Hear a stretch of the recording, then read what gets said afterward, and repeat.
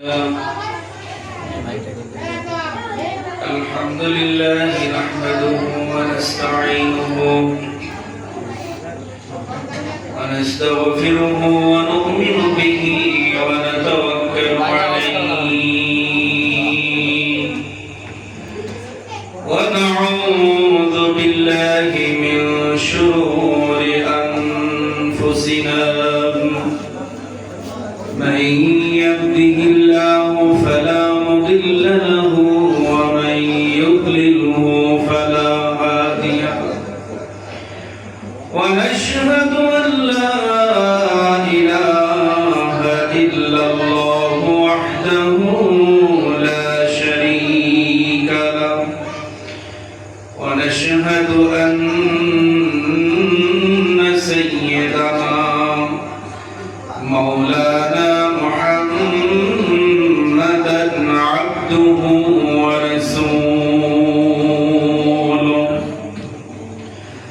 أرسله بالحق بشيرا ونذيرا بين يدي الساعة من يطع الله ورسوله فقد رشد ومن يعصهما فقد غوى أما بعد فقد قال الله تعالى في كلامه المجيد والفرقانه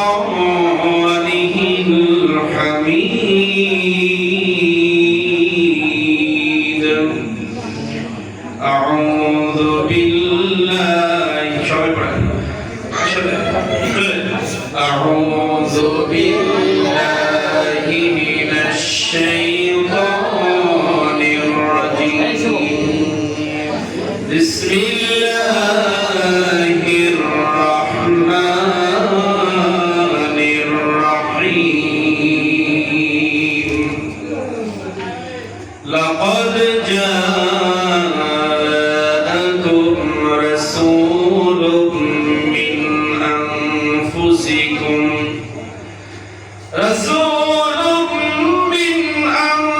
أنفسكم عزيز عليه ما عنتم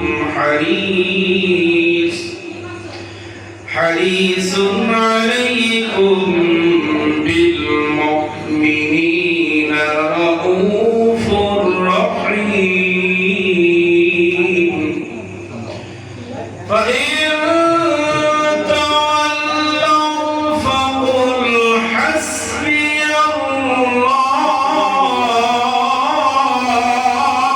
الله لا إله إلا هو العزيز الحكيم وقال تعالى إن الله وملائكته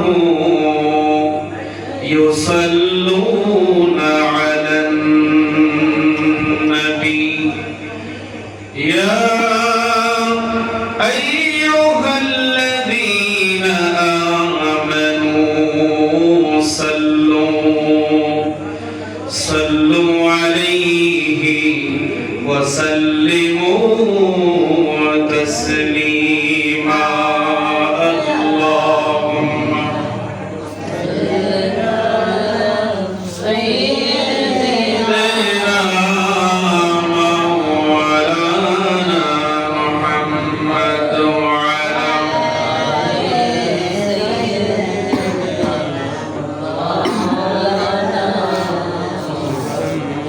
مدينة আশিক মুমিনের ঠিকানা Medina Medina Ashiq মুমিনের ঠিকানা দিদার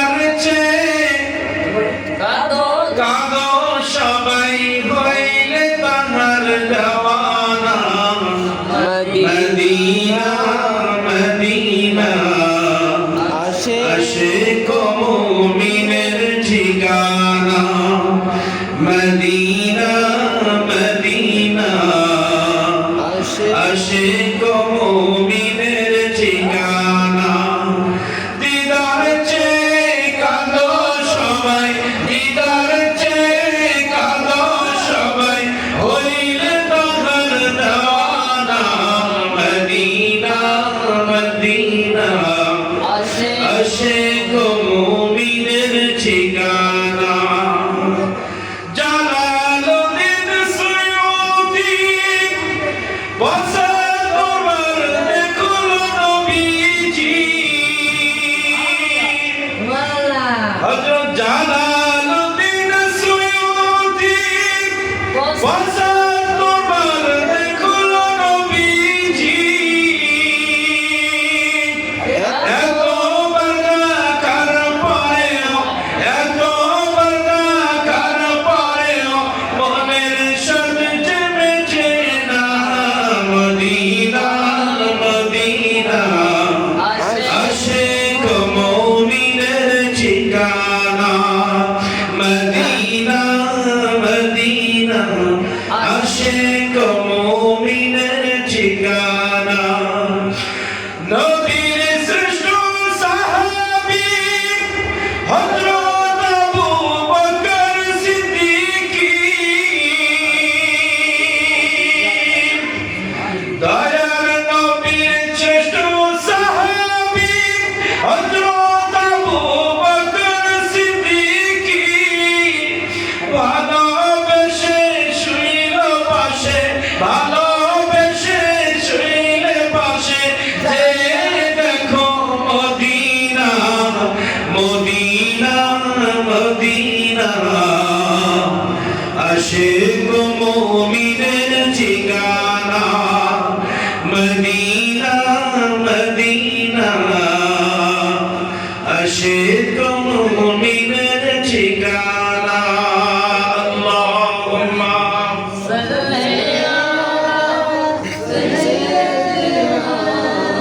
মাওলানা মুহাম্মদ ওয়া আলা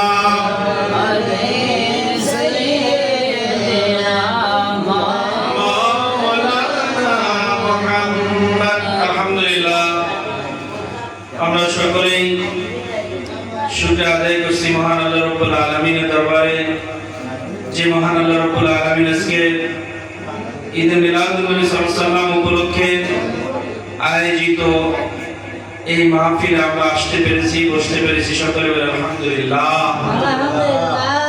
আমরা শুকরিয়া আদায় করছি মহান আল্লাহ রাব্বুল আলামিনের দরবারে এবং শুভেচ্ছা ভালোবাসা দোয়া কামনা করছি আল্লাহ রাব্বুল আলামিনের দরবারে যে মহান আল্লাহ রাব্বুল আলামিনের হাবিব মুহাম্মদুর রাসূলুল্লাহ সাল্লাল্লাহু আলাইহি ওয়াসাল্লামের আগমনের ঈদ মিলাদুন নবী মাহফিল যারা আজকে আয়োজন করেছেন আমাদের সকলের শ্রদ্ধেয় আমাদের দাদা নজিবুল্লাহ দাদার বাড়িতে তার সন্তান নুরুল ইসলাম এবং আজহারুল ইসলাম আমার ডাইনি বাসা মুখলেস চাচা সহ এই পরিবারেরই ছোট ছোট বাচ্চারা যারা দীর্ঘদিন ধরে কালেকশন করেছে আপনারা সকলেই জানেন এবং বায়ে বসা আমাদের গোনাগারকাটি খাইরিয়া জিজিয়া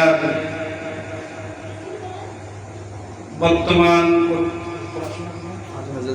ফাজেল বর্তমান রানিং ফাজেলে পড়তেছে আহলে সুন্নাত ওয়াল জামাতের সোনার টুকরো দুইজন রাহাবার বর্তমান আহলে সুন্নাত ওয়াল জামাতের আমার গৌসুল আজম খুলনবী রাহমাতুল্লাহ আলাইহি প্রতিষ্ঠিত মাদ্রাসার রানিং ছাত্র যাদের কণ্ঠের নাতে রসুল শুধু গুনাহগারকাটি জমিন নয় সারা বাংলাদেশে চলছে সুবহানাল্লাহ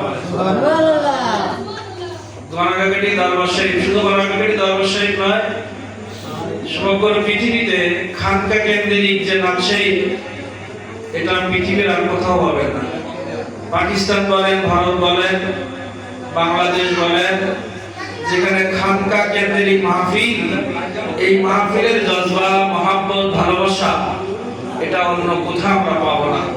আমরা পাকিস্তানের সেই সুর আমরা পাবো না, কিন্তু পাকিস্তানের থেকে কম নয়, ভারতের থেকে কম নয়।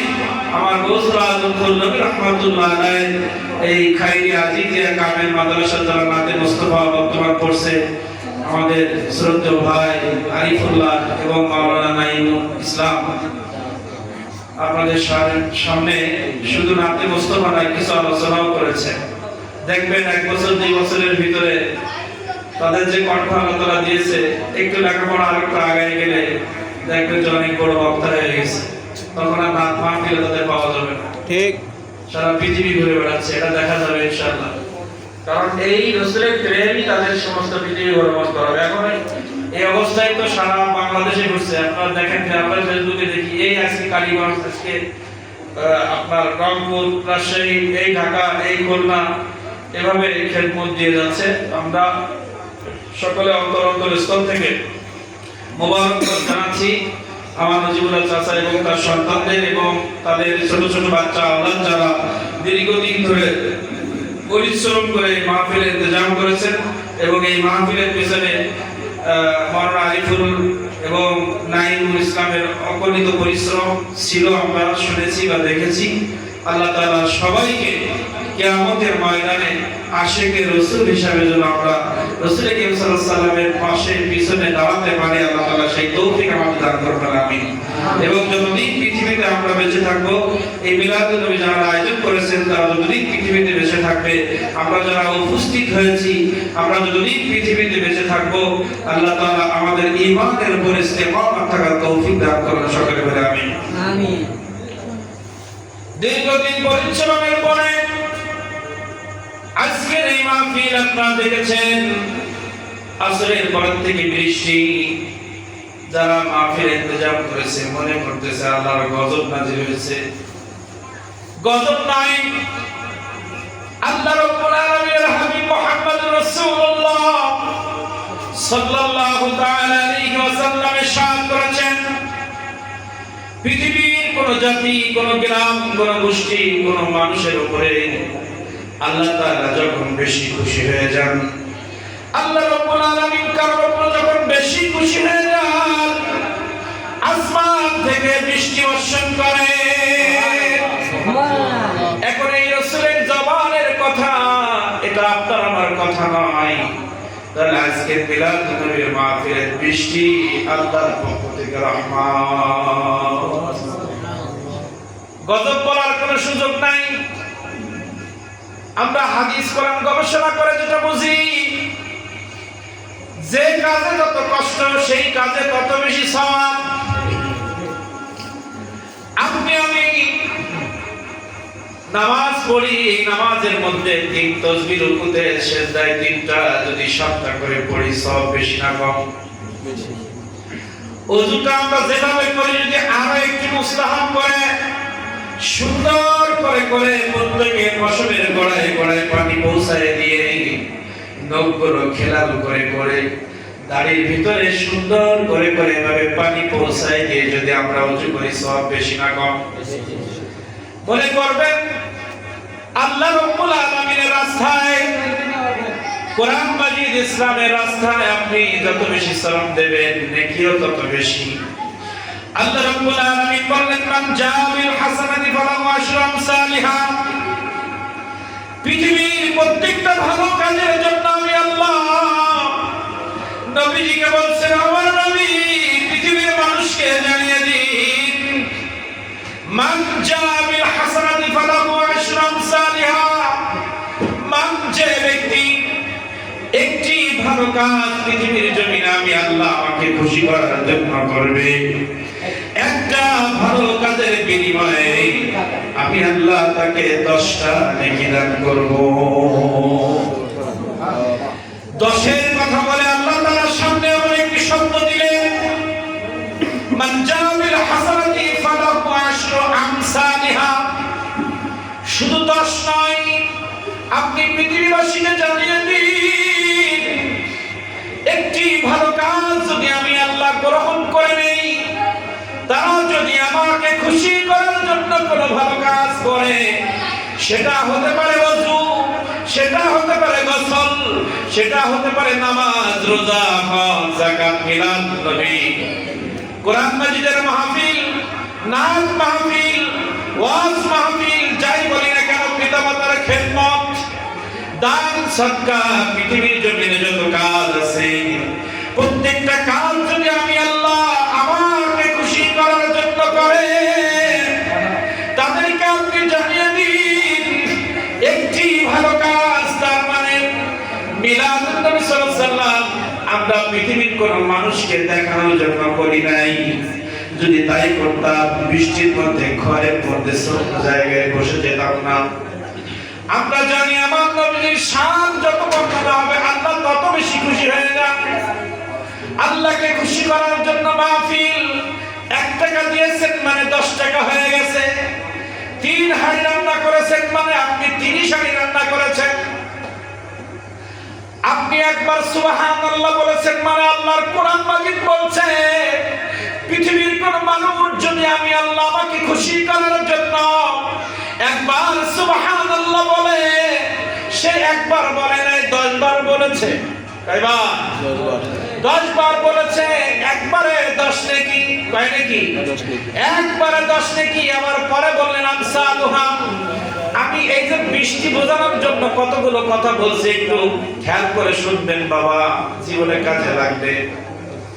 এই বৃষ্টির কারণে এই মাহফিলে একটু কষ্ট হয়েছে না হয় নাই? যারা ইন্তজাম করেছেন, স্টেজ করেছেন, আপনাদের বক্তাদের জন্য সামনে সুন্দর ব্যবস্থা করেছিলেন, সেইখান থেকে মাইকগুলো আবার এখানে এনে ব্যবস্থা করা খাটনি একটু বেশি হয়েছে, ঠিক না? যত খাটনি তত সওয়াব।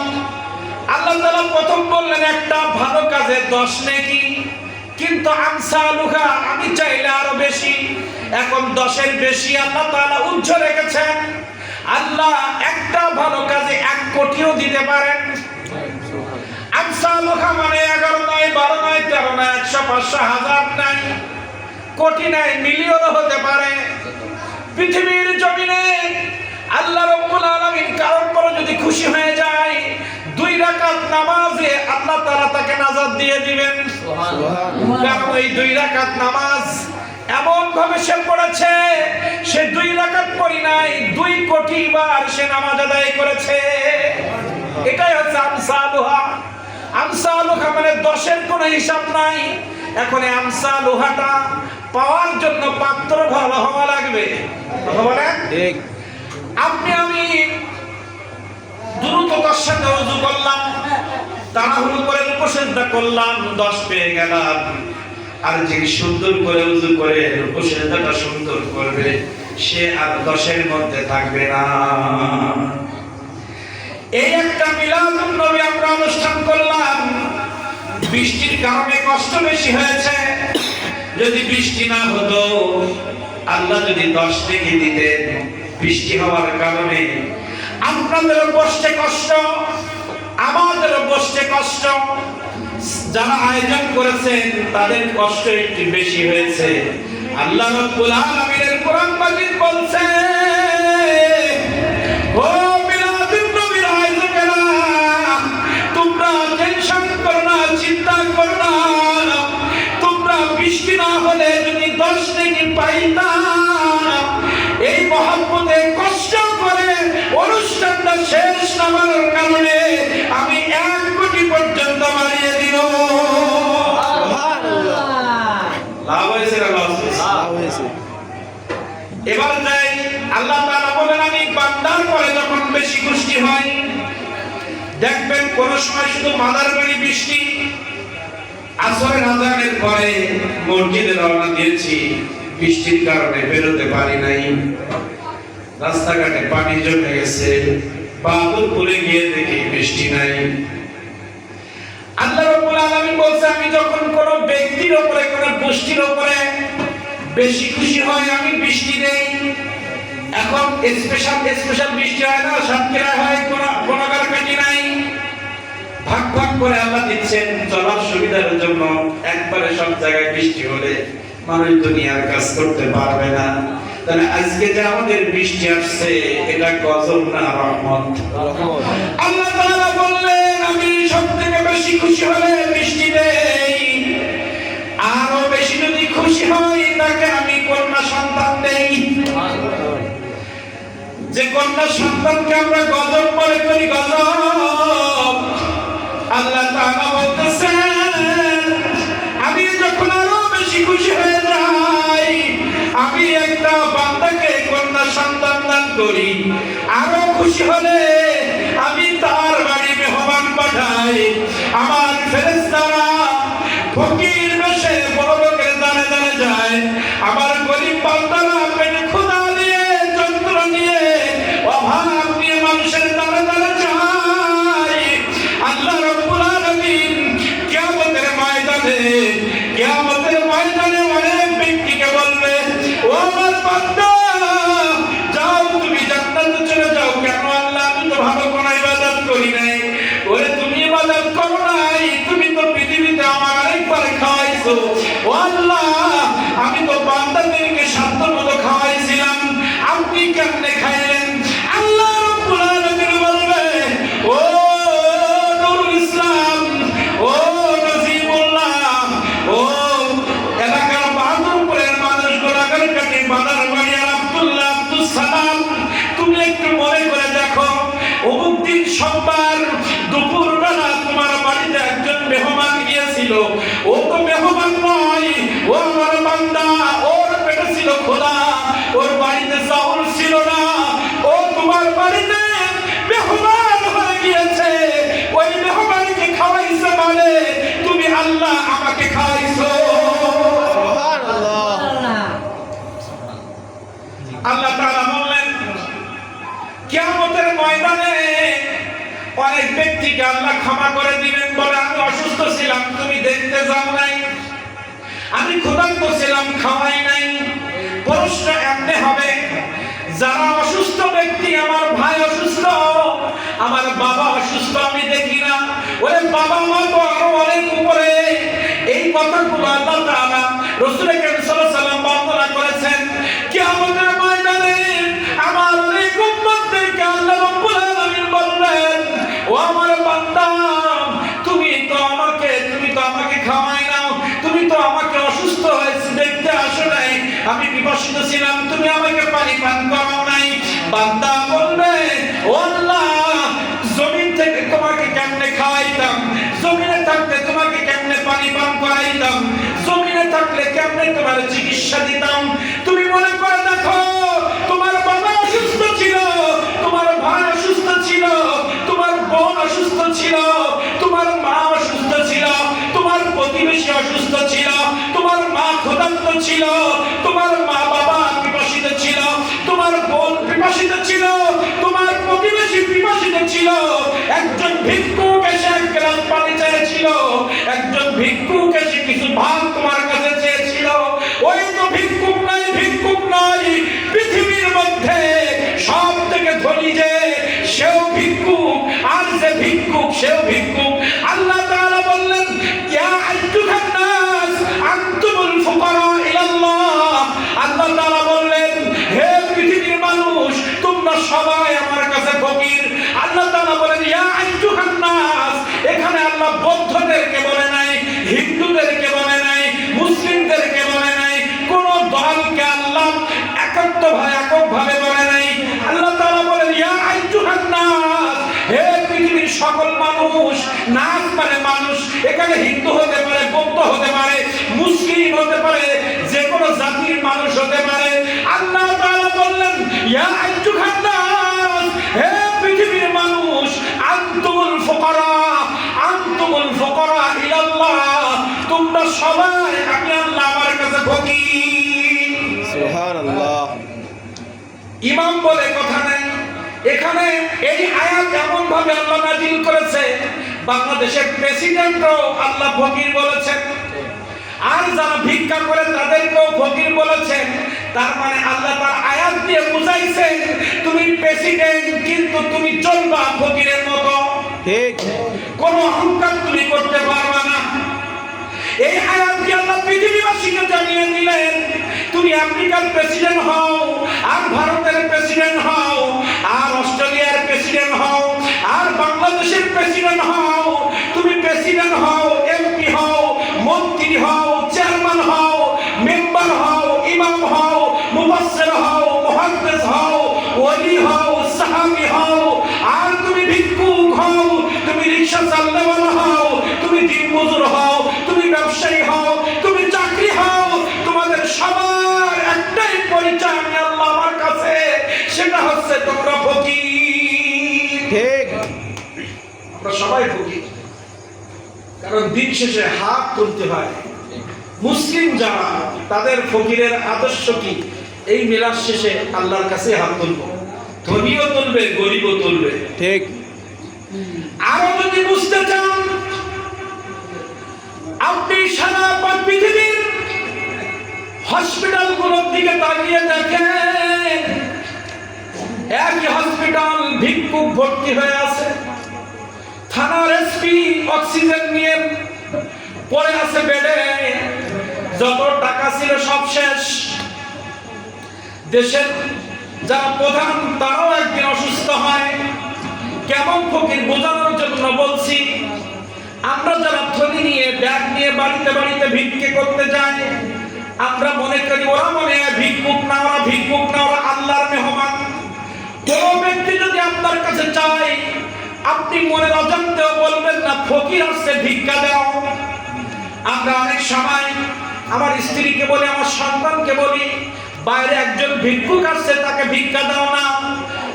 আল্লাহর কোরআন মাজিদ বলছে, কোন ভিক্ষুক যদি তোমার বাড়িতে আসে তুমি বলবা, ও আমার স্ত্রী, ও আমার সন্তান, আল্লাহর একজন মেহমান বাইরে দাঁড়িয়ে আছে, তুমি বাড়ি থেকে 5টা টাকা বা 1 কৌটা চাল তারে দাও। সুবহানাল্লাহ। আল্লাহর মেহমান, এটা কোরআন এবং হাদিস দিয়ে বোঝায়। আমি আলোচনায় যাব। আল্লাহর কোরআন মাজিদ বলছে, তুমি যেখানেই থাকো, যে পজিশনে থাকো, আমার কাছে তোমার একটাই পরিচয়, তুমি ফকির।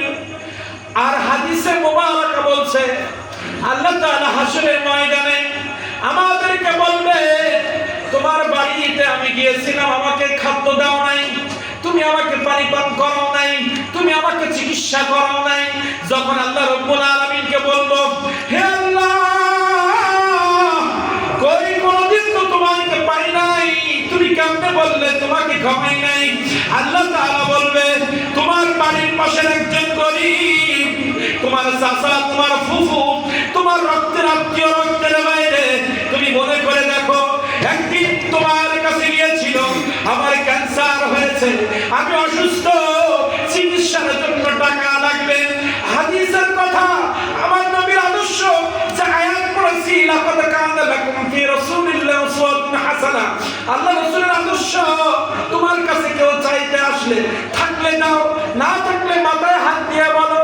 যদি বাবার বয়সে হয় বাবা, মায়ের বয়সে হলে মা, ভাইয়ের বয়সে হলে ভাই, সন্তানের বয়সে হলে সন্তান, আমার পকেটে তো কিছু নাই, তুমি আমাকে মাফ করে দাও, তুমি আল্লাহর মেহমান, আমি তোমার সাথে মেহমানদারি করতে পারি নাই, তুমি আমাকে মাফ করে দাও। ধিক্কার দেওয়া যাবে না, কারণ আল্লাহ বলছে, তুই দিবি, তুইও ফকির, যে দিচ্ছে সেও আমার কাছে ফকির, কিন্তু যে দিতে আসছে সে আমার মেহমান, তুই মেজবান, তুই মেহমানদারি করবি।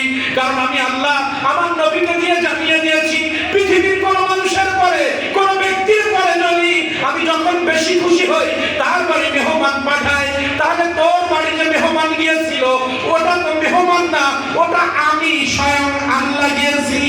সুবহানাল্লাহ। কে গিয়েছে? আল্লাহ স্বয়ং গিয়েছে। আল্লাহ।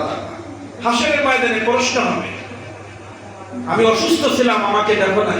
কই তো আল্লাহ, আমি তোমাকে কোনোদিন অসুস্থ দেখি নাই। কেন?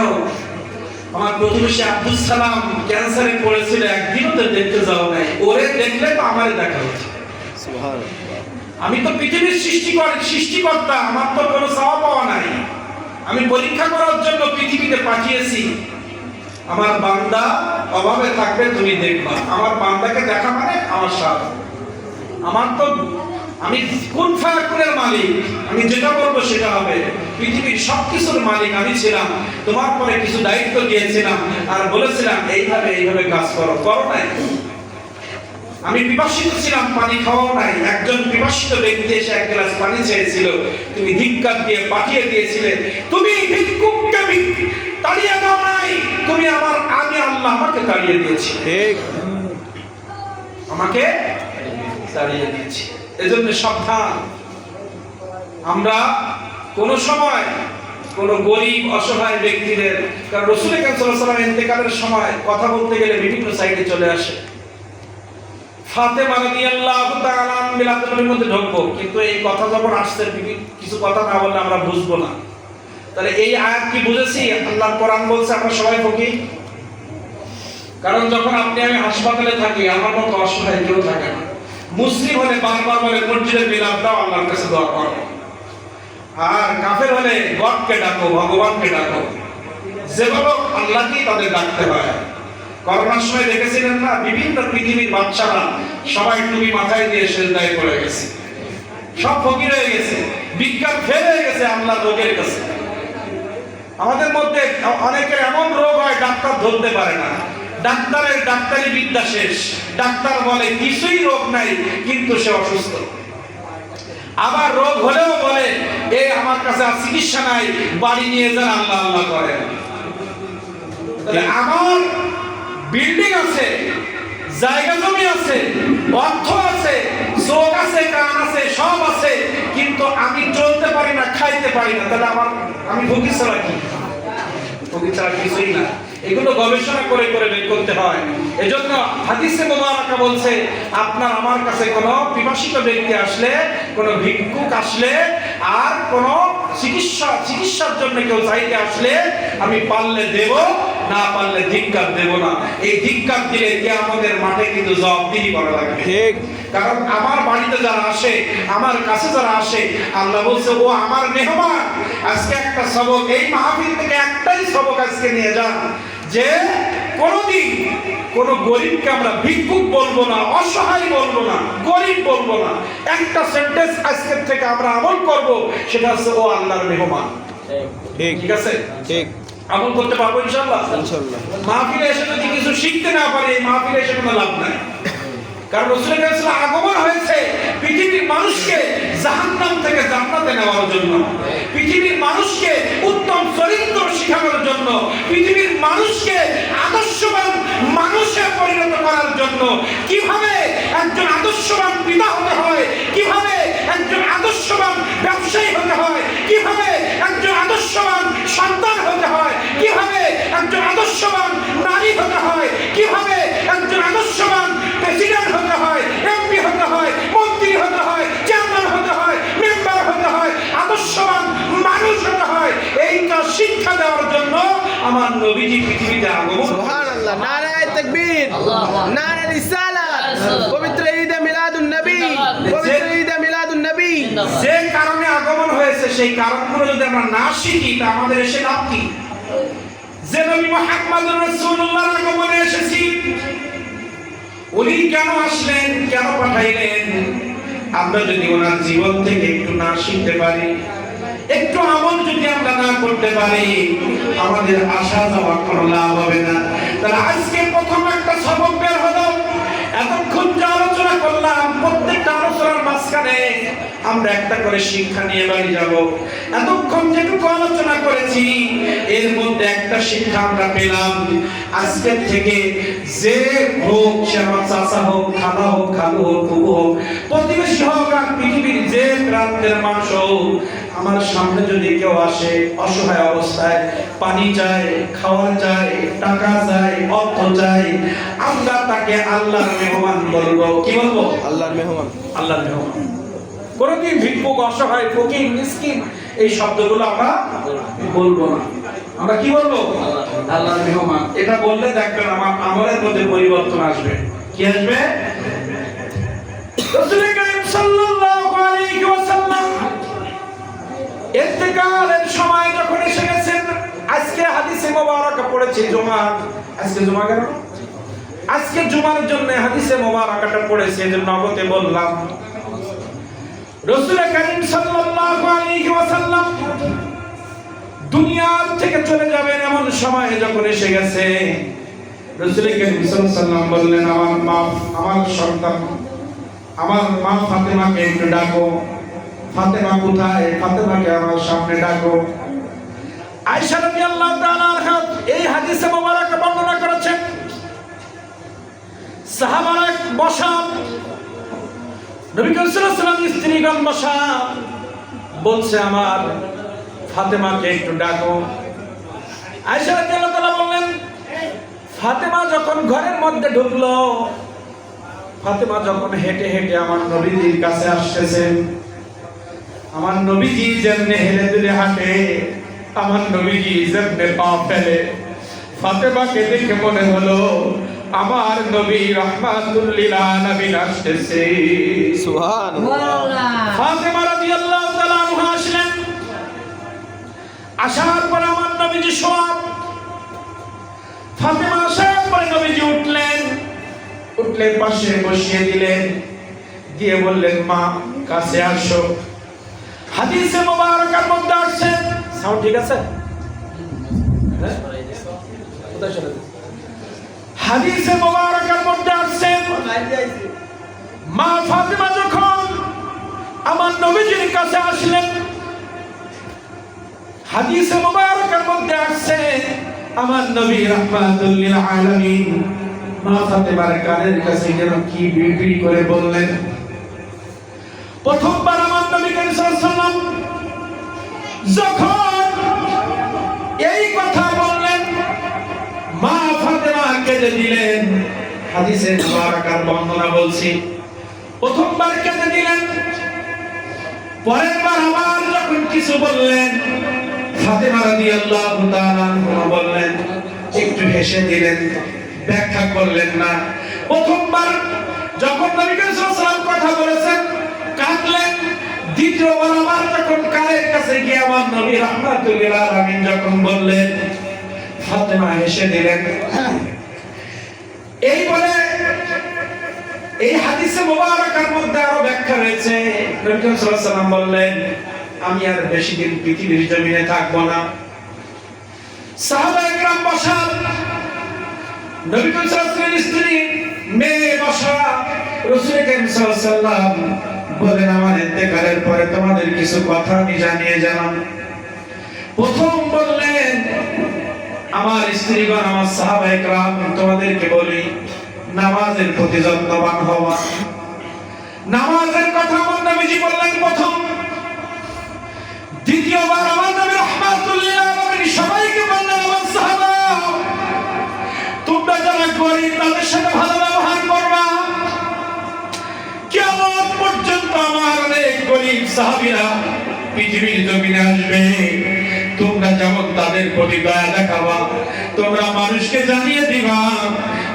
আমার এই ঘোষণাটা কিয়ামত পর্যন্ত সবাই যেন ওয়াজের মাধ্যমে সবাইকে জানিয়ে দেয়। প্রথম তোমার নামাজটা তুমি সুন্দর করবা। তারপরে বললেন, কিয়ামত পর্যন্ত পৃথিবীর জমিনে আমার অনেক গরীব সাহাবীরা পৃথিবীতে আসবে, কখনোই আমার গরীব সাহাবীদের সাথে তোমরা খারাপ ব্যবহার করবা না, খারাপ ব্যবহার করবা না। অন্য হাদিসে মুবারকার মধ্যে আসছে, আমার আহলে বাইতদের সাথে তোমরা কোনোদিন বেয়াদবি করবা না। আহলে বাইতের কথা এই হাদিসে মুবারকার মধ্যে এই কথাগুলো আসছে। রাসূল করিম সাল্লাল্লাহু আলাইহি ওয়াসাল্লামের ইন্তেকাল হয়ে গেল, এটা ইন্তেকালের প্রেক্ষাপট ভিন্ন, এদিকে যাব না। ইন্তেকালের পরে ফাতেমা রাদিয়াল্লাহু তাআলা আনহার কাছে প্রশ্ন করা হলো, প্রথম যখন নবী করিম সাল্লাল্লাহু আলাইহি ওয়াসাল্লাম তোমার কানে কানে, আপনার কানে কানে যখন কথা বললেন, আপনি কাঁদলেন। দ্বিতীয়বার যখন কথা বললেন, আপনি হাসলেন কেন? ফাতেমা রাদিয়াল্লাহু তাআলা আনহা বলেন, প্রথমবার আমার কানে কানে বলছে, এ আমার কলিজার টুকরা সন্তান, আমি আর বেশি দিন পৃথিবীতে নাই, আমাকে পৃথিবী ছেড়ে চলে যেতে হবে। আমার আব্বা জান দয়ার নবী রাহমাতুল লিল আলামিন যখন বলেছে, আমি আর পৃথিবীতে থাকবো না, আমি ফাতেমা সহ্য করতে পারি নাই। আমার আব্বা জানের এই কথা আমি সহ্য করতে পারি নাই বলে অনেক কষ্ট নিয়ে আমি কেঁদে দিয়েছিলাম। যখন আমি কেঁদে দিয়েছি, দ্বিতীয়বার আমার কানের কাছে যখন আমার আব্বা জান আমার কানের কাছে এসে বলতেছে, ফাতেমা চিন্তা করো না, আমার ইন্তেকালের পরে আমার পরিবারের মধ্যে সর্বপ্রথম তোমার ইন্তেকাল হবে, তোমার ইন্তেকালের সঙ্গে সঙ্গে আমার সাথে তোমার সাক্ষাৎ হয়ে যাবে। আরো বললেন, তুমি চিন্তা করো না, আমার ইন্তেকাল হয়ে যাবে। প্রথমবার বললেন, কাঁদলেন, দ্বিতীয়বার বলতেছে তোমার সাথে মৃত্যুর সঙ্গে সঙ্গে আমি নবী আমার সাথে তোমার সাক্ষাৎ হয়ে যাবে। শুধু তাই নাই, তুমি কি চাও না, তুমি কি চাও না জান্নাতের মধ্যে নারী জাতির সর্দার তোমাকে বানানো হবে?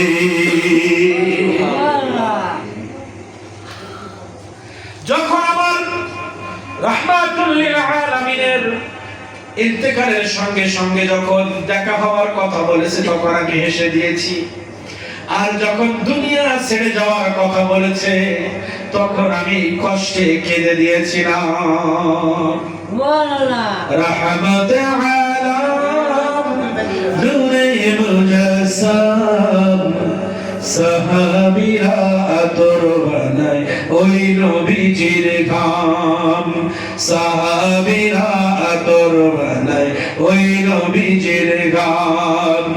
রাহমাতে আলাম নূরে মুজাসসাম সাহাবীরা আতর বানায় ওই নবীজির ঘাম। তোমরা শোনো জানো মানো কেমন আমার নবীজি, তোমরা শোনো জানো মানো কেমন আমার নবীজি। জাগার পাগল চন্দ্র সূর্য তারকারজি, যাহার পাগল চন্দ্র সূর্য তারকারজি। তোমরা আরো শুনবানি সুন্দর কাহিনী, জান্নাতের রুমে রুমে লেখা নবীর নাম, জান্নাতের রুমে রুমে লেখা নবীর নাম। তাহলে আমরা এটুকু আলোচনার মধ্যে কি বুঝলাম? আমার নবীজি ইন্তেকালের সময় নামাজের প্রতি গুরুত্ব দিতে বলেছে। কি বলেছেন? নামাজের প্রতি গুরুত্ব দিতে বলেছেন এবং গরিব অসহায় মানুষের সাথে ভালো ব্যবহার করতে বলেছেন, তাদের পাশে দাঁড়াতে বলেছেন। তাই প্রথম আলোচনার মধ্যে একটা সবক যে আমরা আল্লাহর মেহমান বলবো। দ্বিতীয়, এটুকুর ভিতরে আমাদের শিক্ষা, আমাদের নামাজটা সুন্দর করতে হবে। কি করতে হবে? যার নামাজ সুন্দর তার সব সুন্দর। এবং গরিব অসহায়দের পাশে আমাদেরকে দাঁড়াতে হবে। কি করতে হবে? গরিব অসহায়ের পাশে আমাদেরকে দাঁড়াতে হবে। আর যে রাহমাতুল লিল আলামিনের আগমনে আমরা আসছি, এই রাহমাতুল লিল আলামিনকে আমাদের জীবনের থেকে বেশি মহব্বত ভালোবাসতে হবে। ঠিক না বলেন? এবার একটু কথা বলবেন, সামনে যারা পিছনে যারা আমার সাথে একটু কথা বলবেন, তাহলে ভালো লাগবে। আল্লাহ রাব্বুল আলামিন বললেন, হে পৃথিবীর মানুষ, তোমরা শুনে রাখো। আমার নবীজিকে আল্লাহ তাআলা বললেন, হে নবী রাহমাতুল লিল আলামিন, আপনি পৃথিবীবাসীকে জানিয়ে দিন, তারা যদি পৃথিবীর কোন মানুষ কোন আদর্শ মানতে চায়, আদর্শের মধ্যে কি রয়েছে? পৃথিবীর কোন মানুষ যদি তার চরিত্রকে সুন্দর করতে চায়, সেজন্য আপনার চরিত্র ফলো করে। কথা বলেন সুবহানাল্লাহ। আল্লাহ তাআলা বলতেছেন, ওয়া ইন্নাকা লাআলা খুলুকিন আযীম। আল্লাহু আকবার।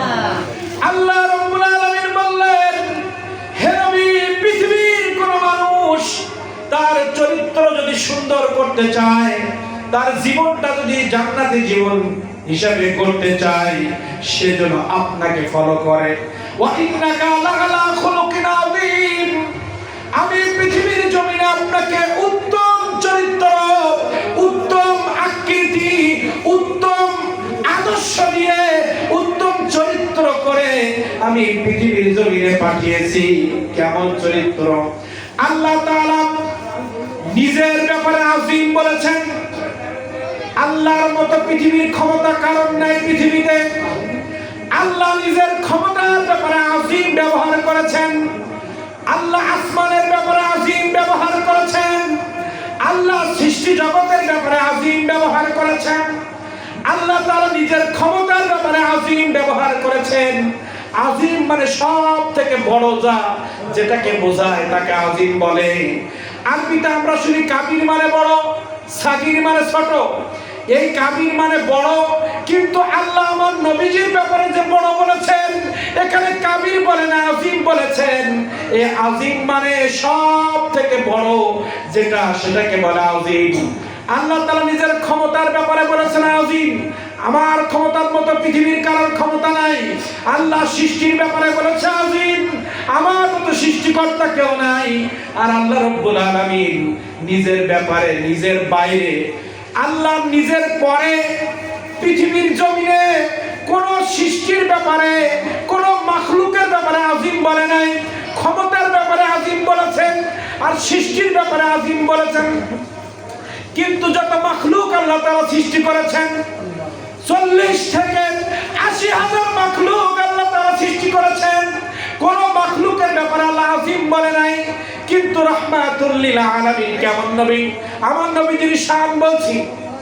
আমার নবীজিকে যারা আমাদের মতো বলতে চায়, নবীজি কারীম সাল্লাল্লাহু আলাইহি ওয়াসাল্লামের বিভিন্ন বিষয় নিয়ে সাধারণভাবে তুলনা করতে চায়, আমি এই আয়াত দিয়ে প্রমাণ করে দিব আল্লাহ তাআলা হাবিব মুহাম্মদ রাসূলুল্লাহ শান মানে সামান্যতম বেয়াদবি হলে সে পৃথিবীর জমিনে ঈমানদার থাকতে পারবে না। আপনি কার ব্যাপারে কথা বলছেন? আল্লাহ সৃষ্টিকর্তা, আল্লাহ পাওয়ার সম্পর্কে আযীম বললেন।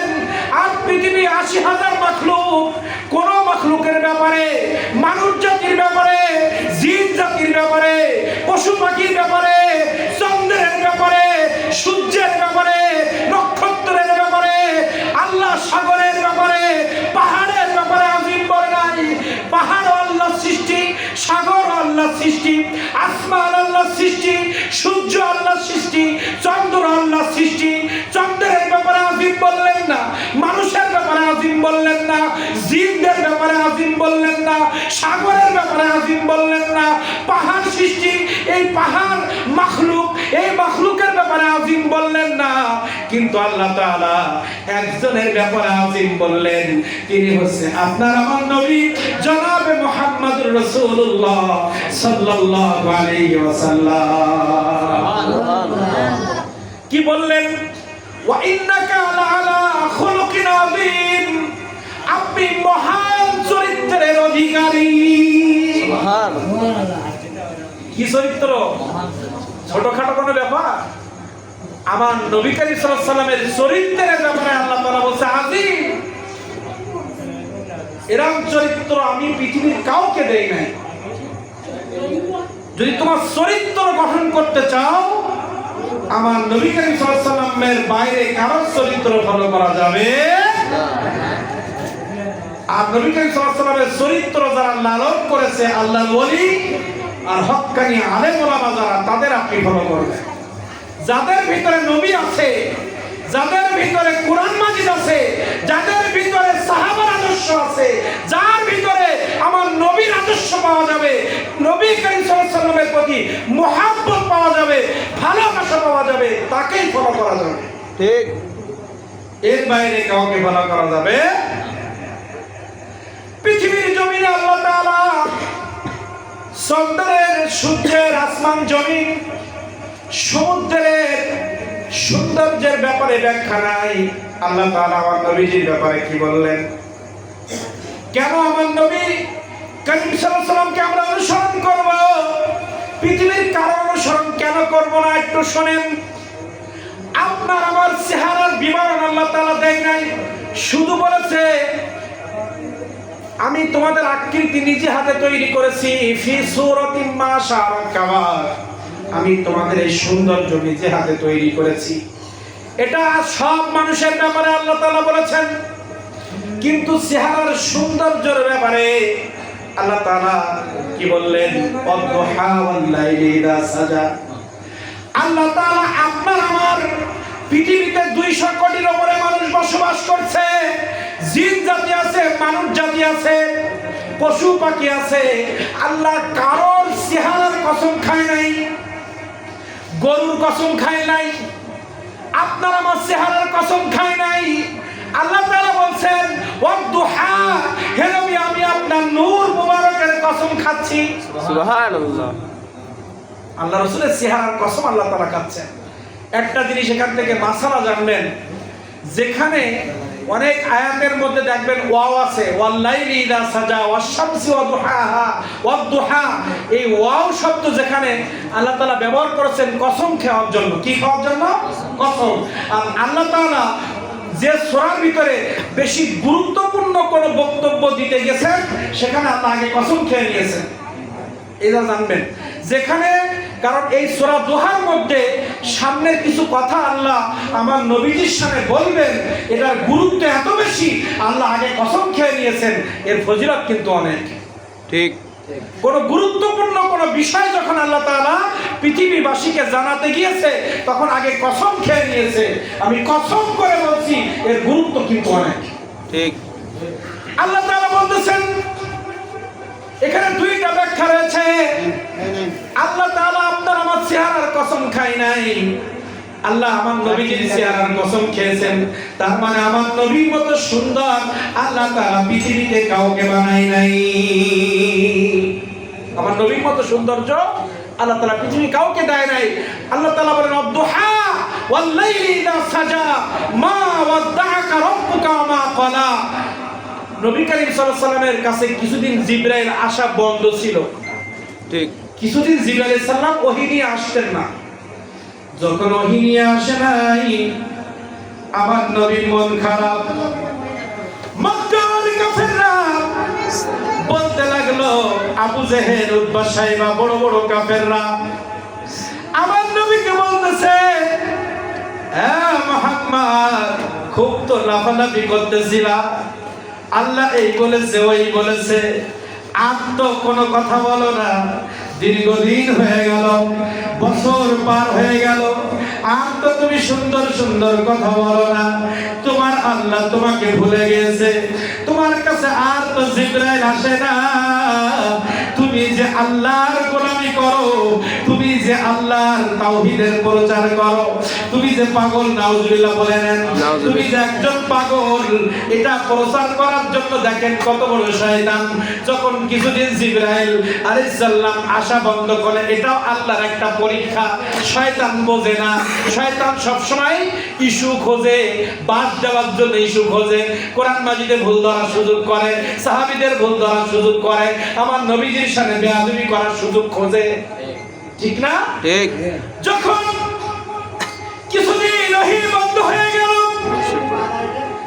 মক্কার বড় বড় কাফেররা বলতে শুরু করলো, ইয়া মুহাম্মদ তুমি এত সুন্দর সুন্দর কথা বলতা কোথায় গেল? তোমার যে আল্লাহ, যে আল্লাহর গোলামি তুমি করো, যে কালেমার দাওয়াত তুমি দাও, সে তোমাকে ভুলে গেছে। যখন এইভাবে একের পর এক কথার মাধ্যমে আমার নবীজিকে কষ্ট দেওয়া শুরু করলো, আমার নবীজির মন খারাপ হয়ে গেল। অনেকদিন পর হঠাৎ করে জিবরাইল আলাইহিস সালাম জমিনে আসছে। জিবরাইল তুমি চলে যাও, সূরা দুহা নিয়ে আমার নবীজির কাছে যাও, আমার নবীজিকে একটু সান্ত্বনা দাও, আমার নবীজিকে সান্ত্বনা দাও। কি বলে দিলেন একটু খেয়াল করে শুনেন বাবা। ওয়াদ-দুহা, এখানে দুইটা ব্যাখ্যা আছে। আল্লাহ তাআলা আমার নবীজির চেহারার কসম খেয়েছেন। আর ওয়াদ-দুহা মানে দিনের আলো। ওয়াদ-দুহা মানে দিনের ভিতরে আমরা যে আলো দেখি, সূর্যের আলো, এই আলোটাকে দোহা বলা হয়। আবার বলা হয়েছে আমার নবীজির চেহারা মোবারক। ওয়াদ-দুহা, আমি নবী আপনার চেহারার কসম খেয়ে বলছি, আমি দিনের কসম খেয়ে বলছি। কোন দিন? যে দিনগুলোর মধ্যে জিবরাইল আপনার কাছে যায় নাই, যে দিনের আলোগুলোর মধ্যে 1 বছর 2 বছর, যে সময়গুলো দিনের যে আলোর মধ্যে জিবরাইল আপনার কাছে যায় নাই, আমি ওই দিনের আলো কসম খাচ্ছি। ওয়াল্লাইলি ইযা সাজা, আমি রাতের আপনাকে কাফেররা বাজে কথা বলেছে, যে রাতের মধ্যে ওহী আসা বন্ধ ছিল, যে দিনের মধ্যে ওহী আসা বন্ধ ছিল, মাওয়াদ্দুহা, যে দিনের মধ্যে ওহী আসে নাই ওই দিনের কসম খাচ্ছি, ওয়াল্লাইলি ইযা সাজা, ওই অন্ধকার রাতের কসম খাচ্ছি আমি আল্লাহ, যে রাতের মধ্যে জিবরাইল আপনার কাছে যায় নাই, না যাওয়ার কারণে কাফের বেঈমান মুশরিকরা আপনাকে কষ্ট দিয়েছে নবী। আমি আপনাকে বলছি, মা ওয়াদ্দাকা রব্বুকা ওয়া মা ক্বালা, আপনার রব আপনাকে ভুলেও যায় নাই, আপনাকে ছেড়েও যায় নাই। আপনার কি জিন্দা আছেন না মারা গেছেন? হ্যাঁ, একটু দুরূদ শরীফ পড়েন তো জোরে জোরে। আল্লাহুম্মা সাল্লি আলা সাইয়্যিদিনা মাওলানা মুহাম্মদ আলি সাইয়্যিদিনা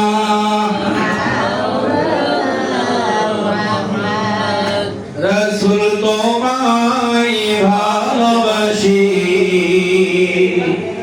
মনের হৃদয় উজাড় করে রাসূল তোমায় ভালোবাসি, রাসূল তোমায় ভালোবাসি, মনের হৃদয় উজাড় করে, হৃদয় মাঝে জ্বালায় আমার, দূর হবে তো মার দিদারে, দূর হবে তো মার দিদারে, রাসূল তোমায় ভালোবাসি, মনের হৃদয় উজাড় করে, হৃদয় মাঝে জ্বালায় আমার, দূর হবে তো মার দিদারে, দূর হবে তো মার দিদারে, সুখে তুমি দুঃখে তুমি, চোখে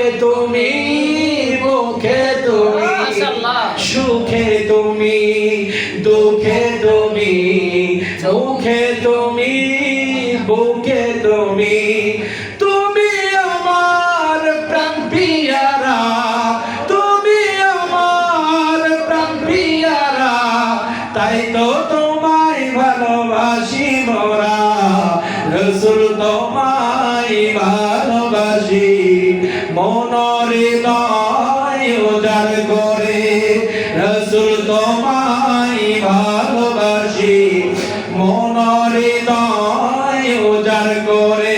কেন বললাম সুখে তুমি, কেন বললাম দুঃখে তুমি?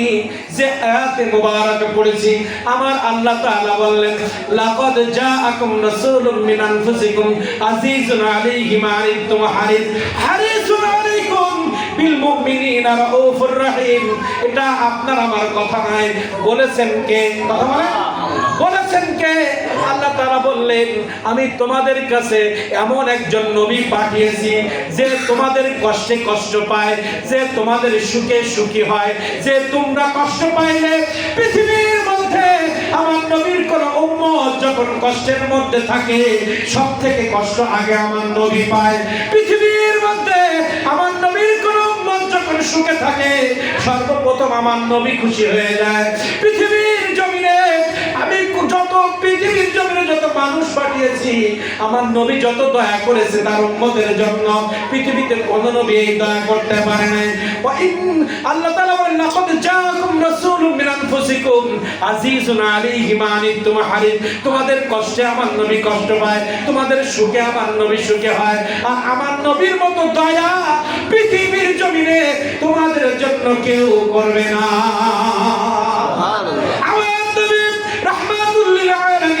দুনিয়া আসার পরে সিজদায় পড়ে উম্মতি উম্মতি বলেছেন। এই আয়াত গবেষণা করে দেখা গেছে কেন আমার কষ্টে নবী কষ্ট পায়, কেন আমার সুখে নবী সুখে হয়। আমার নবীর মতো দয়া পৃথিবীতে কেউ করে না, এটা আল্লাহ তাআলা কেন বললেন? তাইফের ময়দানে যখন আমার নবী মুহাম্মদুর রাসূলুল্লাহ সাল্লাল্লাহু তাআলা আলাইহি ওয়াসাল্লাম কালেমার দাওয়াত দিলেন, তাইফের যুবকরা বুঝতে পারে নাই, আমার নবীর শান বুঝতে পারে নাই, আমার নবীজির মর্যাদা তারা বুঝতে পারে পারে নাই, না বুঝে আমার নবীর উপরে পাথর নিক্ষেপ করেছে।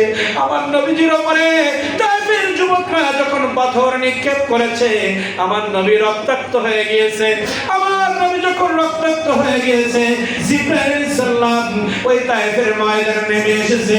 তায়েফের ময়দানে এসে বলছে, নবী আপনার রক্তমাখা চেহারা আমারও সহ্য হয় না, আল্লাহ রাব্বুল আলামিন আসমান থেকে আমাকে পাঠিয়ে দিয়েছে আমার নবীর কাছে শুনো।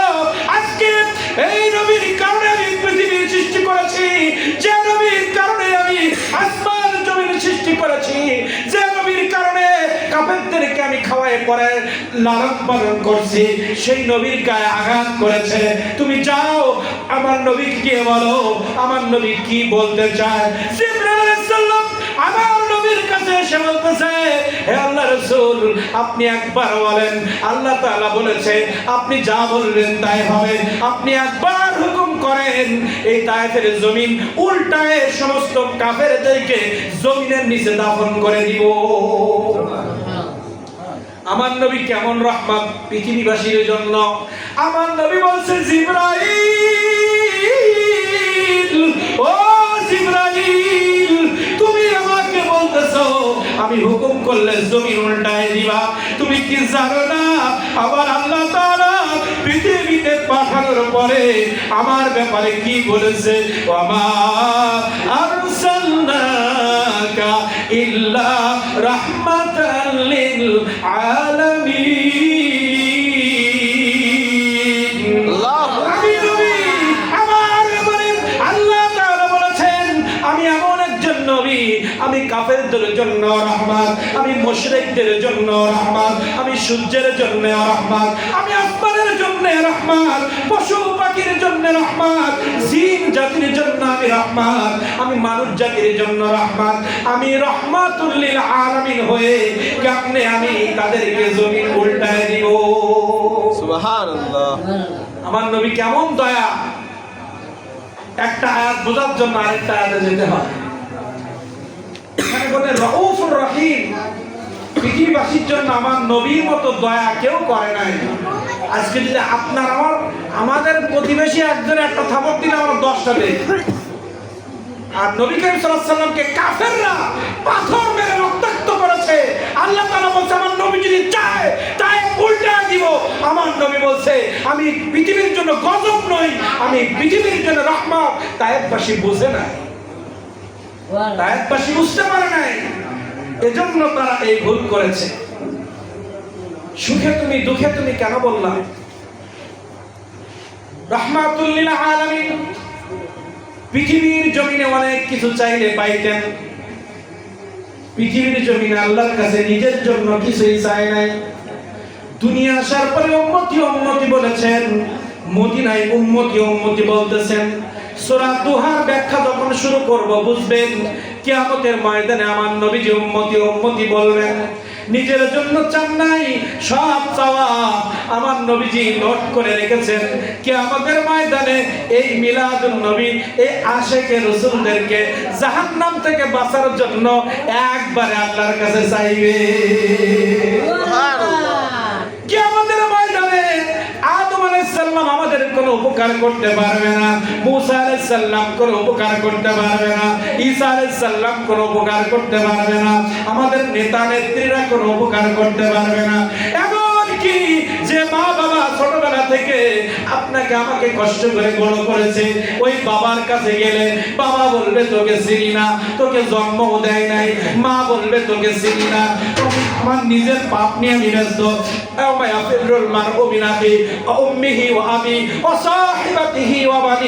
আল্লাহ তাআলা বললেন কিয়ামতের ময়দানে বাবা সন্তানকে ফেরায় দিবে, সন্তান বাবাকে ফেরায় দিবে, মা সন্তানকে ফেরায় দিবে, সন্তান মাকে ফেরায় দিবে। কেউ যখন কারোর কোনো উপকার করতে পারবে না, আমার নবী রাহমাতুল লিল আলামিন কিয়ামতের ময়দানে আরশ আজিমের নিচে সিজদায় পড়ে পড়ে উম্মতি উম্মতি বলে কাঁদবে। কেন নবী নবী করি আমরা? কিয়ামতের ময়দানে কি বললেন? মা ওয়াদ্দাআকা রাব্বুকা ওয়া মা ক্বালা। হে জিবরাইল তুমি আমার নবীকে জানিয়ে দাও কাফের মুশরিক বেঈমানরা আমার নবীকে বলতেছে আমি নাকি আমার নবীকে ভুলে গেছি, আমি আমার নবীকে ভুলে গেছি। এটা কাফেরদের বক্তব্য। তুমি আমার নবীকে গিয়ে বলো যে দিনের আলোর মধ্যে কাফেররা আমার নবীকে কষ্ট দিয়েছে, যে রাতের অন্ধকারে কথার মাধ্যমে আমার নবীকে যারা কষ্ট দিয়েছে, ওই দিনের কসম খেয়ে আমি বলছি, ওই রাতের কসম খেয়ে আমি বলছি, মা ওয়াদ্দাআকা রাব্বুকা মা ক্বালা। আমি শুধু আমার নবীকে ভুলি নাই তাই নয়, আমার নবীর রশি ধরে রেখে দিয়েছি। আমার নবীকে আমি ভুলিও নাই, ছেড়েও দেই নাই। আমার নবী এই যে কিছুদিন ওহী বন্ধ হওয়ার কারণে পৃথিবীর জমিনে এত কষ্ট পেয়েছে, তারপরেও সে আমাকে ভুলে যায় নাই। আমার নবীজি জিবরাইল যায় না দীর্ঘদিন, কোনো ওহী যায় না। কাফেররা এত কষ্ট দেওয়ার পরেও আমার নবী আমাকে যে ভুলে যায় নাই, এই যে মানসিক কষ্ট আমার নবী পেয়েছে, হে জিবরাইল তুমি আমার নবীকে বলে দাও এই কষ্টের বিনিময়ে ওয়ালা সাউফা ইউতিকা রাব্বুকা ফাতারদা, কিয়ামতের ময়দানে আমি আমার নবীকে খুশি করে দিব। সুবহানাল্লাহ। ওয়ালা সাউফা ইউতিকা রাব্বুকা ফাতারদা, তাফসীর মুফাসসিরে کرام করেছেন কিয়ামতের ময়দানে আমার নবীজিকে আল্লাহ তাআলা দুনিয়ার কষ্টের বিনিময়ে ওয়ালা সাউফা ইউতিকা রাব্বুকা ফাতারদা, আল্লাহ তাআলা বললেন আমার নবীকে কিয়ামতের ময়দানে আমি খুশি করে দিব। এর ব্যাখ্যা করেছেন কিয়ামতের ময়দানে যতক্ষণ আল্লাহ রাসূল আল্লাহর কাছে চাইবেন ততক্ষণ আল্লাহ তাআলা আমার নবীকে দিতে থাকবে। সুবহানাল্লাহ। নারায়ে তাকবীর, নারে রিসালাত। পবিত্র ঈদে মিলাদুন নবী, পবিত্র ঈদে মিলাদুন নবী। যতক্ষণ চাইবেন ততক্ষণ দিবেন।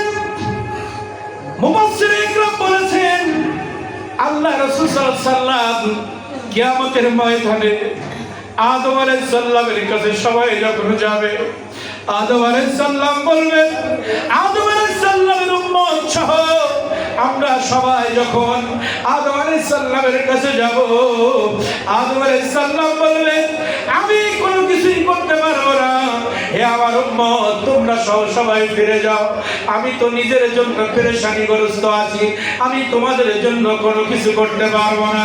আমরা আদম আলাইহিস সালামের কাছে ফিরে আমরা মুসা আলাইহিস সালামের কাছে আসবো।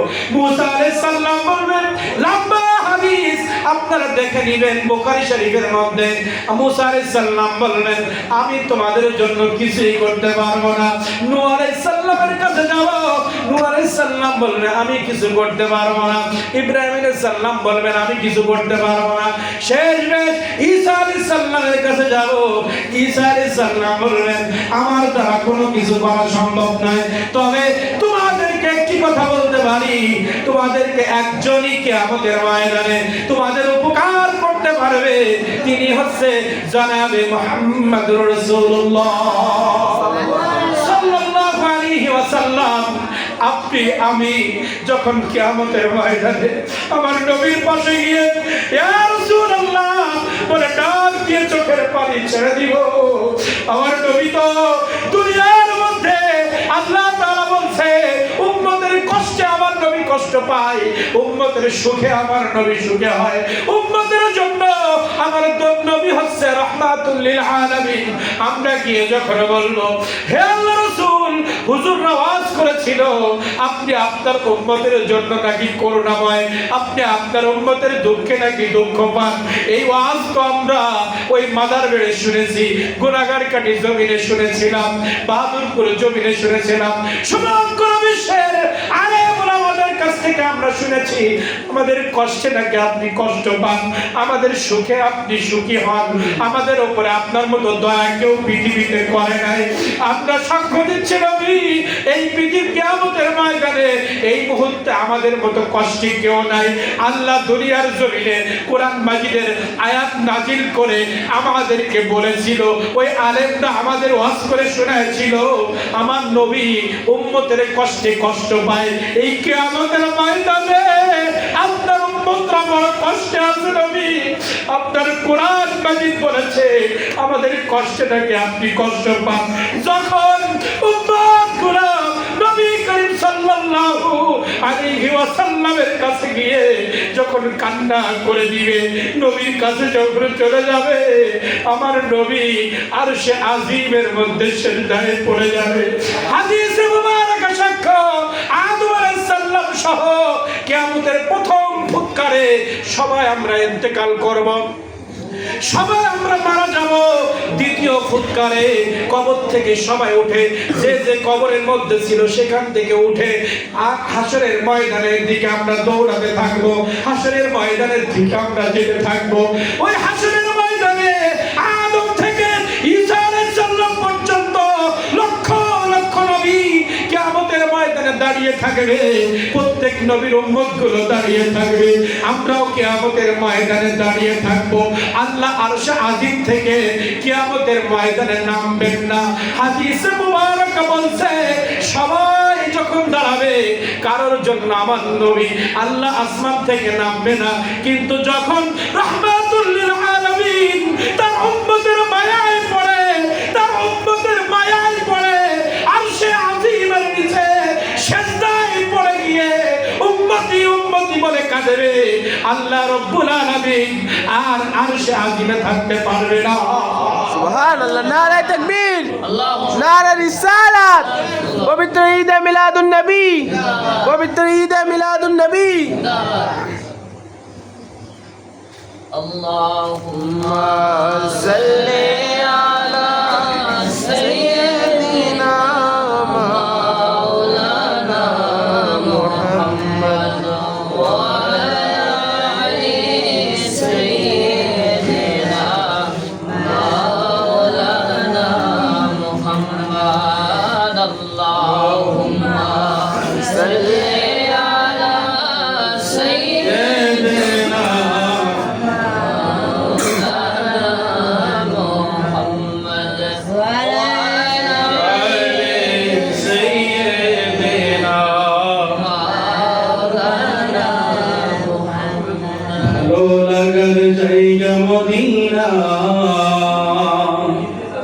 ভালোবাসার জায়গা মদিনা, ভালো লাগার জায়গা মদিনা, ভালোবাসার জায়গা মদিনা। এত সুন্দর জায়গা কোথাও দেখি না, এত সুন্দর জায়গা কোথাও দেখি না। সুন্দর করে সাজাইছেন আল্লাহ, সুন্দর করে সাজাইছেন আল্লাহ। ভালোবাসার জায়গা মদিনা, ভালো লাগা জায়গা মদিনা, ভালোবাসার জায়গা মদিনা। কিয়ামতের কঠিন ময়দানে সমস্ত নবী যখন আমাদেরকে ফিরিয়ে দিবে, সমস্ত নবী যখন কিয়ামতের মাঠে দাঁড়িয়ে যাবে, সমস্ত উম্মতগুলো যখন ইয়া নফসি বলবে। হাদিসে মুবারক সাক্ষ্য, আদম আলাইহিস সালাম থেকে ঈসা রূহুল্লাহ পর্যন্ত প্রত্যেক নবী ইয়া নফসি বলবে। আমরা সবাই সেদিন ইয়া নফসি বলবো। একটা ব্যক্তি, একজন মানুষ সেদিন শুধু উম্মতি বলার পাওয়ার পাবে, তিনি হচ্ছে আপনার আমার নবী জনাবে মুহাম্মদুর রাসূলুল্লাহ সাল্লাল্লাহু আলাইহি ওয়াসাল্লাম। কিয়ামতের ময়দানে যখন আমার নবীজি সিজদায় পড়ে যাবেন, আল্লাহ তাআলা আর আরশে আজিমে থাকবেন না, কিয়ামতের মাঠে নামবেন। ও আমার নবী, ও আমার মায়ের নবী, আমার দোস্ত নবী, আমার বন্ধু নবী, আপনি মাথা উঠান, আপনি মাথা উঠান।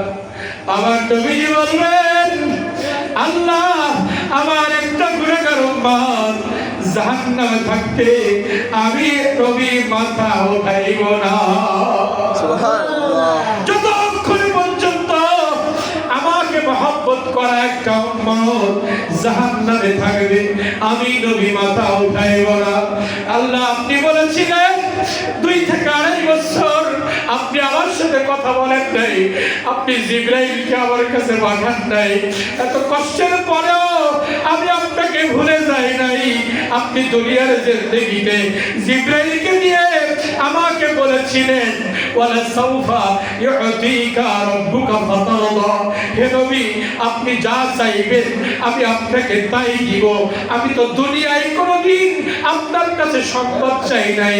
আমার শরীর রক্তাক্ত হয়েছে, এই রক্তের বিনিময়ে কাফেরদেরকে ধ্বংস করতে আমি বলি নাই। পৃথিবীর জমিনে আমার অনেক কষ্ট কাফেররা দিয়েছে, অনেক গালি কাফেররা দিয়েছে, আমাকে হত্যার ষড়যন্ত্র করেছে। আমি একটা বারও আপনাকে বলি নাই আল্লাহ এই বিপদ থেকে আমাকে বাঁচান, আমাকে আপনি রক্ষা করেন। আমি তো পৃথিবীতে চাই নাই, আপনি তো আমাকে দিতে চেয়েছিলেন। আমি পৃথিবীতে চাই নাই, আমি কিয়ামতের ময়দানে আমার উম্মতের জন্য চাইবো বলে আপনি বলেছিলেন ওয়ালা সাউফা ইউতিকা রাব্বুকা ফাতারদা। আমি যতক্ষণ চাইবো, আমি যতক্ষণ খুশি না হব ততক্ষণ আপনি দিবেন। আমি নবী খুশি হব তখন, আমার সমস্ত উম্মত জাহান্নাম থেকে জান্নাতে যাবে তখন। সুবহানাল্লাহ। আমি খুশি হব তখন, আমার সমস্ত উম্মত জাহান্নাম থেকে জান্নাতে পৌঁছে যাবে যখন। এর আগে আমি মাথা উঠাইব না। সেই নবীর মিলাদুন নবীতে এসেছি। পৃথিবীর জমিনে কারোর পোশাক নিয়ে আল্লাহ তাআলা কথা বলে নাই। আমরা আমার নবীকে আমার ভাই, আমার চাচা, আমার খালু, আমাদের মতো বলি, একটা বার কি আমাদের বিবেক কাজ করে না যে স্বয়ং আল্লাহ তাআলা আমার নবীর নাম ধরে ডাকে নাই? আমার নবীজি চাদর গায়ে দিয়ে বসে আছেন, আল্লাহ তাআলা বলছে ইয়া আইয়ুহাল মুযাম্মিল, হে চাদর আবৃত ব্যক্তি। চাদরের কথা বলে আমার নবীকে ডেকেছেন, ইয়া মুহাম্মদ বলে নাই, নাম ধরে নাই। আর সেই নবীকে আমাদের কাতারে আনতে চায় না। নাউযুবিল্লাহি মিন যালিক। সেই নবীকে সাংবাদিক বলছি। এরা সাংবাদিক, সত্য বলে মিথ্যাও বলে। যারা পৃথিবীতে সাংবাদিক, এরা দুনিয়ার নিউজগুলো পেপারে দেয়, ইউটিউবে দেয়, চ্যানেলে দেয়, সেখানে সত্যও থাকে মিথ্যাও থাকে। আর আমার নবীজি যে সংবাদ নিয়ে এসেছেন এটা পৃথিবীর কোনো সংবাদ নয়, পৃথিবীর কোনো মানুষের কথা নয়, আসমানের আল্লাহ রাব্বুল আলামিনের কথাগুলো জমিনে আমার নবী প্রচার করেছেন। তুমি কার সাথে কার মিলাও? কার সাথে কার মিলাও? আসমান থেকে আল্লাহর বাণী প্রচার করেছে যেখানে কোনো মিথ্যা নাই। সাংবাদিক তো তাদের বলে যারা সত্যকে মিথ্যা বানায়, মিথ্যাকে সত্য বানায়। আর আমার আল্লাহ রাসূল সাংবাদিক নন, এটা বলা বেয়াদবি আমার নবীর সাথে। এগুলো খেয়াল রাখতে হবে, কারণ এই শানগুলো যারা জানে না, নবী করিম সাল্লাল্লাহু আলাইহি ওয়াসাল্লামের পজিশন যারা স্টাডি করে না, তাদের মুখ দিয়ে এটাই সম্ভব। ঠিক, নবী করিম সাল্লাল্লাহু আলাইহি ওয়াসাল্লাম যে কি, আল্লাহ তাআলা তার ইজ্জত সম্মান কোথায় রেখেছেন, যার চরিত্রের ব্যাপারে আয়াত আছে। সাংবাদিকের চরিত্রের ব্যাপারে আয়াত কি? কোন বাংলা বইও তো তাদের জীবনী নাই। ঠিক, হ্যাঁ, ওয়ারাফা'না লাকা যিকরাক। আল্লাহ তাআলা বললেন, হে পৃথিবীর মানুষ, তোমরা শুনে রাখো আমার নবী কেমন। আমি আদমকে বলি না, ঈসা, মুসা, নূহ, সুলাইমান, ইব্রাহিম, ইসমাঈল, ঈসা নবীকে বলি নাই। আমি আমার নবীকে বলেছি ওয়ারাফা'না লাকা যিকরাক। হে নবী, আপনি আমার কাছে এমন একজন ব্যক্তি যার শান মান মর্যাদাকে আমি আকাশচুম্বী করেছি, পৃথিবীর পর্যন্ত সীমাবদ্ধ রাখি নাই। পৃথিবীর এমপি মন্ত্রীর সুনাম, পৃথিবীর মধ্যে আসমানে তাদের নিয়ে কোনো আলোচনা নাই। পৃথিবীর মানুষের সম্মান মর্যাদা তার এলাকা ভিত্তিক, রাষ্ট্র ভিত্তিক, আন্তর্জাতিক ভিত্তিক। কিন্তু আপনি এমন একজন নবী, আপনি জমিনের নিচেরও নবী। মাটির নিচে যত প্রাণী থাকে তারাও আপনার নামে দুরূদ পড়ে। সমুদ্রের মধ্যে যে মাছগুলো থাকে তারাও আপনার দুরূদ পড়ে। আসমানে যত ফেরেশতা তারাও আপনার দুরূদ পড়ে। কার সাথে কার মিলান? আপনার শান মান মর্যাদা আমি আকাশচুম্বী করেছি।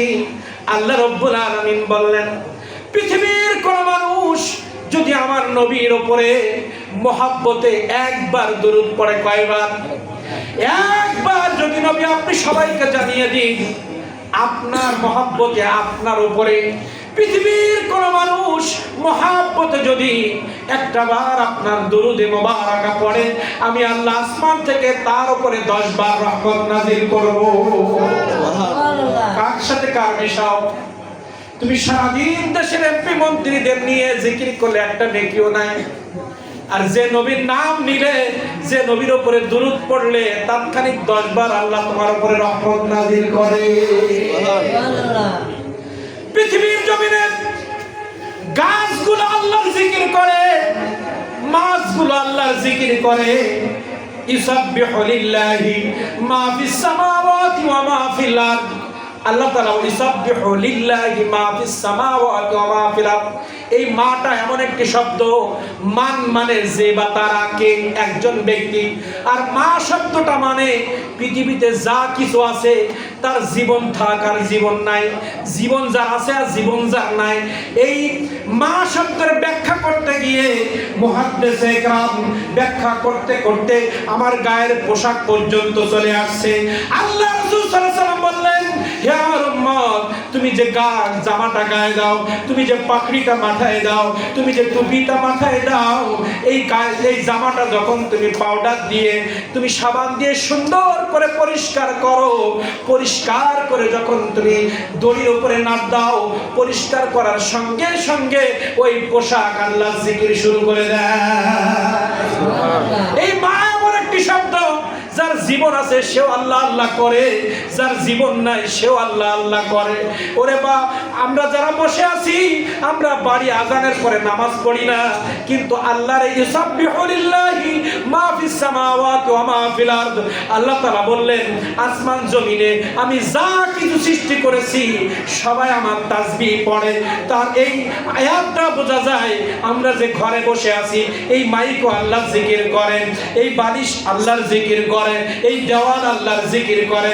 আপনি আমি আল্লাহর নাম দিনে দিনে একবারও যদি না নেই, আমার বাড়ির দেওয়ালটা আল্লাহর জিকির করে, একটু লজ্জা করা উচিত। আমার যে বাড়িটা আল্লাহর জিকির করে, যে ইটের জীবন নাই, যে টাইসের জীবন নাই, যে গ্রিলের জীবন নাই, যে গ্রিলের জীবন নাই, যে টাইসের জীবন নাই, সে আল্লাহর জিকির করছে। যে পোশাকের জীবন নাই, সে আল্লাহর জিকির করছে। আর আল্লাহ তাআলা বললেন, ফি সূরাতি মা শারাকাবা, এই দুনিয়া ইটগুলো তোদের ব্রেন খাটায়া তোরা চারকোনা করে সুন্দর ইট বানাইলি, টাইলস গুলো তোরা বানাইলি, বিল্ডিং গুলো মাথা খাটায়া তোরা বানাইলি, লোহাগুলো গলিয়ে গলিয়ে তোদের প্রয়োজন মতো গ্রিল তৈরি করলা, বাস তৈরি করলা, মোটরসাইকেল তৈরি করলা, এগুলো তোদের আমি দেওয়া ব্রেন দিয়ে করলা। কিন্তু তোর চেহারাটা আমি আল্লাহ নিজে হাতে করেছি। যে চেহারাটা আমি নিজে হাতে বানাইছি, তুই আল্লাহ জিকির করলি না, আর তোর হাতের সৃষ্টিগুলো আমার জিকির করে। তোর হাতের সৃষ্টি আমার জিকির করে, যেটা আমি বানাই নাই, তুই বানাইছিস, সেটা আল্লাহ আল্লাহ করে। আর তোকে আমি বানাইছি, তুই একবার আল্লাহ ডাকতে পারলি না। মা ফিস সামাওয়াতি ওয়া মা ফিল আরদ। আল্লাহ তাআলা বলেন, পৃথিবীতে যা কিছু আছে সবাই আমার জিকির করে। তোরা নামাজের মাধ্যমে আমার জিকির করিস, তোদের নামাজ পড়া লাগে, রোজা রাখা লাগে, যাকাত দেওয়া লাগে, পিতামাতার খেদমত করা লাগে, দান সদকা করা লাগে, প্রতিবেশীর পাশে দাঁড়ানো লাগে, অসুস্থ ব্যক্তিকে দেখাশোনা করা লাগে। দুনিয়ার জিন্দেগিতে 24 ঘন্টা তোর ডিউটি দিয়ে আমি দুনিয়ায় পাঠিয়েছি, তুই সবসময় আমাকে ডাকিস। পৃথিবীর গাছপালাগুলো আমার জিকির করে, সমুদ্রের পানিগুলো আমার জিকির করে, সমুদ্রের গাছগুলো আমার জিকির করে, তোর বাড়ির দেওয়াল আমার জিকির করে, জমিনের প্রত্যেক ইঞ্চি ইঞ্চি মাটিগুলো আমি আল্লাহ আমার জিকির করে। কিন্তু তোরা শুনে রাখ, আমার নবীর শান একটু শুনে রাখ, পৃথিবীর সব সৃষ্টি আল্লাহ আল্লাহ করে, আর আমি আল্লাহ নবী নবী করি। আল্লাহ তাআলা বললেন, ইন্নাল্লাহা ওয়া মালাইকাতাহু ইউসাল্লুনা আলান নবী। তোরা আমার ডাকা ছাড়া উপায় নাই, আর আমি এমন একটা ঘোষণা দিয়েছি, নবীকে ডাকা ছাড়া আমার উপায় নাই। তোদেরকে এমন ভাবে সৃষ্টি করেছি, আমাকে ডাকার বিকল্প কোনো পথ নাই, আর আমি এমন ভাবে আমার নবীর শান কোরআন মাজিদে দিয়েছি, নবীকে ডাকা ছাড়া আমার কোনো উপায় নাই। আমি 24 ঘন্টা আমার নবীর জিকিরের মধ্যে আছি, আমার নবীর দুরূদ পড়ার মধ্যে আছি। তোরা পড়লে ফায়দা পাবি, না পড়লে তোদের লস। পৃথিবীর সমস্ত মাখলুক সব সৃষ্টি একসাথে আন্দোলন করে, আমার নবীর মর্যাদা যদি কমাইতে চাও, একটা শস্যের দানা পরিমাণ মর্যাদা তোরা কমাইতে পারবি না। কারণ তোদের সৃষ্টিকর্তা আমি আল্লাহ, যে আল্লাহ নিজে স্বয়ং আমার নবীর মর্যাদা দিয়েছি, নিজে স্বয়ং আমার নবীর দুরূদ পড়ি। তোরা না পড়লে আমার নবীর শানের সামান্যতম ক্ষতি হবে না, যদি না করিস তোদের ক্ষতি হবে। তোরা যদি আমার নবীর সম্মান করিস তোদের লাভ হবে, আমার নবীর কোনো লাভ লস নাই।